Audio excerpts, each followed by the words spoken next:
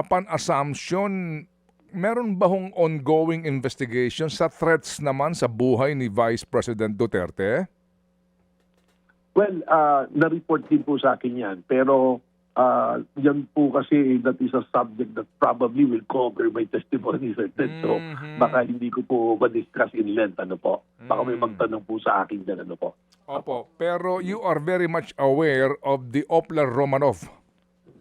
I heard that. Narinig ko po yung Romanov na yan na yung Oplan at yung Romanov na ginamit na rin po dati ng kapatid niya. So, again, certain, baka papunta na tayo sa mga magiging governors na ano po. No? Opo. Pero, do you believe personally that your testimony is still material dito po sa grave threats and inciting to sedition issue na ito?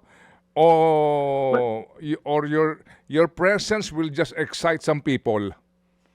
Well, ano po that is left to the assessment po of the prosecution, and the materiality will be determined by the impeachment court po, by the center judges, kung ang testimonya ko po ay kailangan sa pagdinig na yan. Ako lamang po, I'm responding to a subpoena sa akin at invitation din ng committee to be a witness, and I feel that it's part of my mandate as my job as the director po. Kayo po ay pinasubpina ng prosecution? Ang prosecution po ay doon po sa pre-trial order na lumabas, ay nakalista po ako na testigo. Ang pagpunta po sa korte, certain, alam naman po natin, I'm sure alam niyo po, is either by subpoena or voluntary. So ako naman po, hindi naman na kailangan isubpoena. If I'm called to be a witness, voluntary po tayo pupunta dyan. Kasi normally po yung subpoena, that is the power of the court to force attendance, yung mga ayaw mag-attend or kaya yung mga hindi malocate. Pero yung pong witness na nakalista, pwede nga pong mangyari niya kung nakaupo ka rin sa nanonood, pag biglang sinabing witness ko to, papaupoy ka po ng court. Ganyan po. Sa regular courts po, nangyayari yan when I was a practicing lawyer po at that time. Opo, pero kayo po personally, do you think na makakatulong po kayo sa prosecution or given the chance, gusto niyo umatras? Well, listed po ako doon sa pre-trial order as witness for both the prosecution and the defense.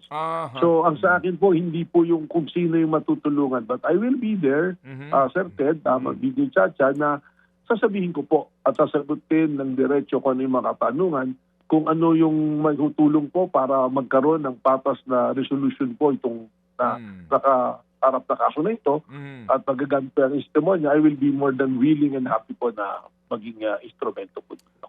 Okay. Are you willing to face a bloodbath kung sakali po? Basta hindi po ako blooded, okay na rin po siguro. Well, I'm willing to answer all the questions po. Na according to my knowledge, sa akin pong nalalaman in my capacity as the director of the PBA. Mga kapatid, patuloy po kayong tumutok sa 105.9 True FM para sa totoong balita, impormasyon, music and entertainment. Mag-subscribe sa aming YouTube channel at podcast at sundan nyo kami sa Facebook, Instagram, X at TikTok sa True Network PH. Bisitahin din po ang aming official website, truefm.ph.